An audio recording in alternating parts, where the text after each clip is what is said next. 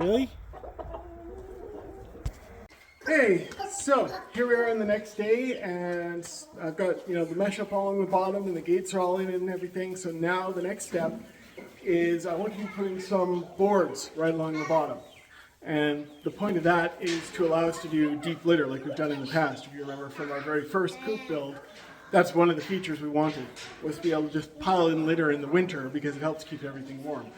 You get more material on the ground to soak up all the output from the chickens, and then that starts to break down and degrade and compost, and that creates a little bit of heat. So I don't know how effective it is on a concrete floor, but we'll see what happens. I mean, it started to happen a little bit last year, and it's just stuff to help, potentially keep the temperature up in here, so we're not having to pay to heat it as much. So anyway, I want to be able to do deep litter, but I don't want to do that with chicken mesh on the outside, so because that just catches everything. So we're going to have a 12-inch thick board all the way along the bottom, which will also help fix in the chicken wire and make it nice and solid so the goats aren't knocking it in.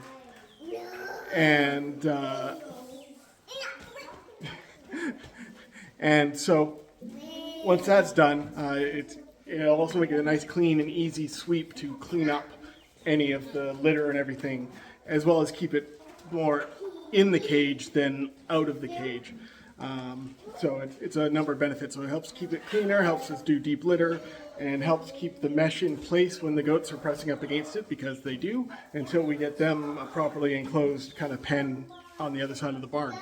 So anyway, I'm going to get cutting and working on that, and get that finished up, and then we'll start putting up the mesh on the top, and then we can start trapping chickens.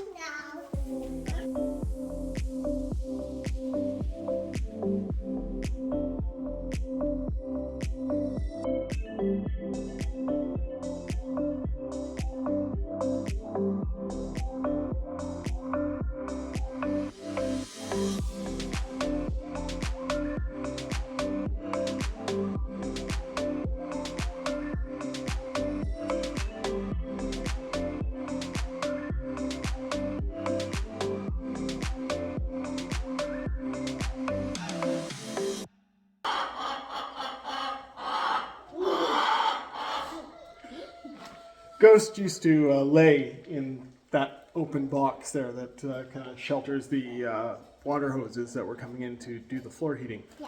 So she'd always nest in there and lay her eggs. And now I've put a lid on it so they can't do that, because I need to be able to close it all up. She's not so happy. Anyway, so the floor bits are done. I just need to stitch up some of the mesh to the bottom boards there, just so that nothing no chickens get stuck in behind it. They have a tendency to do that if you leave them alone too long. So once that's done, then it's time to put up the mesh up here and actually close in this section, so we can start, shifting things around and then getting the chickens in and used to the new roost locations and put up the other wall. And so yeah, it's one step closer here, and it's a big finishing step for us. So I'm going to get working on that, and you're welcome to watch along.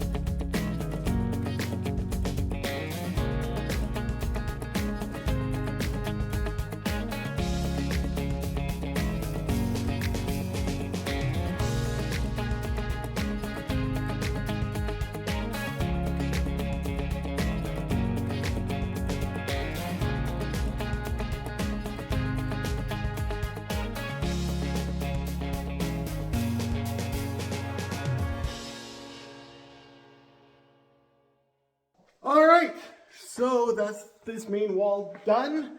So we've still got a bit of work to do to rearrange things, how we want the new layout to be inside the coop here, and then put up another wall to separate the roosters in winter, and just, yeah, keep them out from the girls where they, don't really want them.